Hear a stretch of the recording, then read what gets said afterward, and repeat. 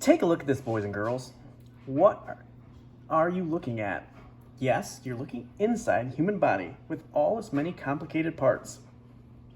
Can you find the stomach and the intestines? Who sees the kidneys and the bladder? Today, we're going to review some of the things that you've learned about the human body and its network of important systems. Let's start with a system you learned about last. Which system helps you sweat? Yes, the excretory system. And who remembers other terms or words for sweat? Perspiration. Good. Have you tried using those terms with your family and friends?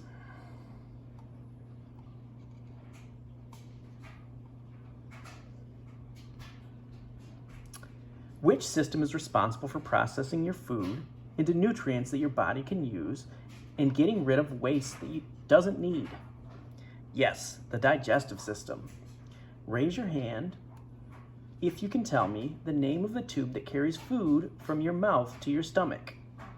Great job. The esophagus is the food tube. We didn't talk about it, but there's another tube right beside it called the windpipe. The windpipe leads to your lungs. Can anyone guess what travels through the windpipe from your mouth to your lungs? It's something else that the body needs to live. Right, air.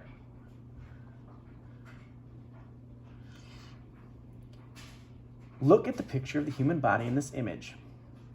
Look at all the bones that make up the skeleton.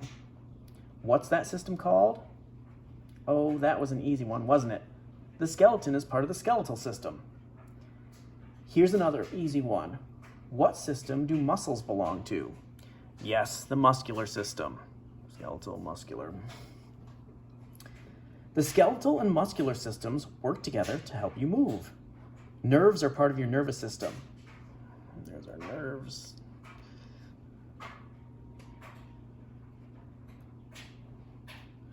Which one is the nervous system? Do you see the nerves running like a highway across every part of your body, traveling up the spinal column and all the way to your brain?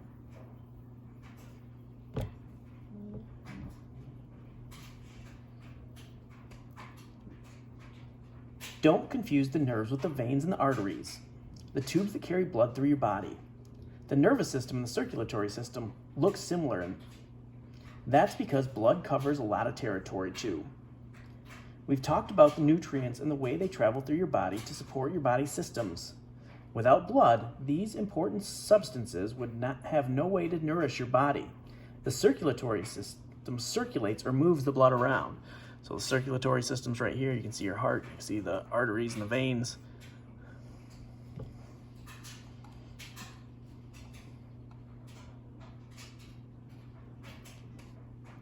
You know that each body system performs a separate function, and that each system is made up of organs. Organs are made up of tissue, and tissues are made up of cells. From the largest to smallest, in order is organs, tissues, then cells, which are the smallest. Let's think about the skin as an example. Moving from the smallest part to the largest part, skin cells combine to form skin tissues, and those tissues combine to form the skin that we see. That's the way the human body works. It's important to keep your cells, tissues, organs, and body systems all running smoothly. You can do that in many different ways. So cells make up tissue, tissues make up organs.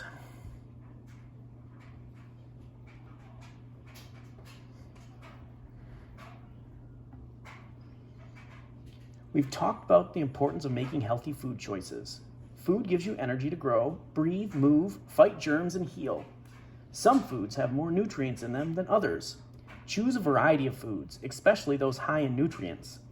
Balance your daily diet with several servings of grain, fruits, and vegetables, and smaller portions of dairy, meat, and eggs. Remember to eat only a few sweets and fats, and don't forget that fresh food will give you a lot more vitamins and minerals than packaged ones. So head for the produce aisle or your local farmer's market and stock up on fresh fruits and vegetables. Besides eating a well-balanced diet, what other ways can you keep your body healthy?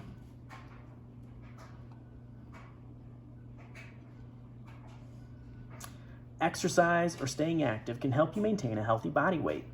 When you exercise, your body uses energy from the food you eat. The amount of energy that food provides to a human body is measured by calories. Food labels list the number of calories or the amount of energy in packaged foods, telling you how much energy is stored in them. You should eat enough food each day to provide your body with about the same amount of energy that it uses up during the day. If you eat too much and don't exercise, your body will store the extra food energy as fat. If you don't eat enough to satisfy your body's needs, your body will use its stored energy and you may lose weight. You're burning energy all the time, even when you're sleeping, but your body uses much more energy to exercise than it does to sleep. If you weighed 100 pounds, you would burn about 40 calories just by standing still for 30 minutes. But if you walked for 30 minutes, you would burn about 120 calories. You would use up 3 times more energy by walking as you would by standing still for the same amount of time. Here's a puzzle for you to solve. There are about 160 calories in a snack-sized bag of potato chips. If you burn 120 calories by walking for 30 minutes, about how much longer would you need to walk to burn up all the calories in that bag of chips?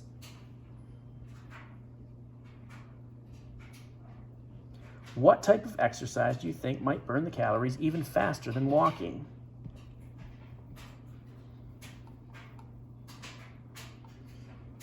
Exercise keeps your heart and lungs working well, fights off illness and disease, and builds strong bones.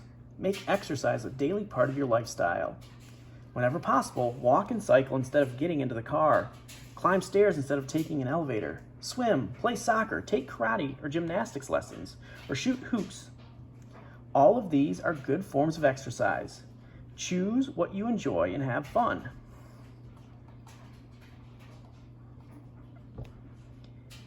Keeping clean is another important part of staying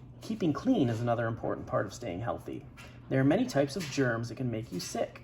Bacteria, the tiny one-celled creatures that Anton van Leeuwenhoek studied, are one of the most common types of germs. Bacteria are everywhere.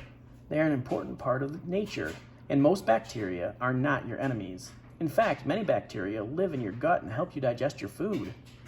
But millions more live on your skin, and some of them may be harmful.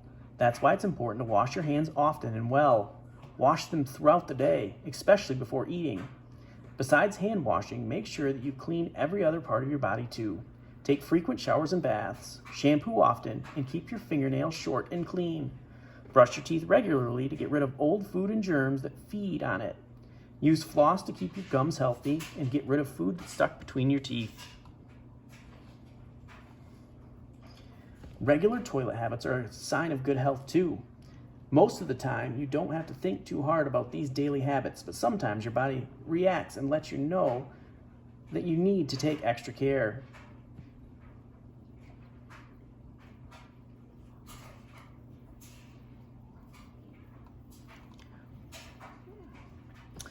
How many of you wake up feeling tired in the morning? Has anyone ever asked you, did you get up on the wrong side of the bed? If you're tired or grouchy when you wake up, that may mean that you are not getting all the rest that your body needs. Most 7 or 8-year-olds need about 10 or 11 hours of sleep each night. As you sleep, damaged body cells and tissue are repaired and replaced. If you're sick, sleep will help speed your recovery and return you to good health. Eating well, exercising, keeping clean, and getting enough rest are all good ways to keep your millions and billions and trillions of tiny cells working properly.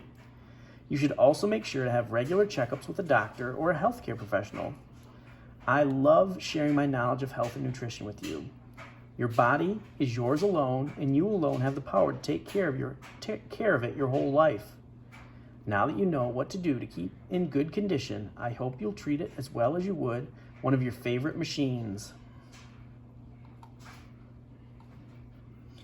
I'm sure you'll agree that you'll never find another machine quite as amazing as the human body. Again, that's the last lesson in this CKLA unit. We'll be moving on to a new one tomorrow.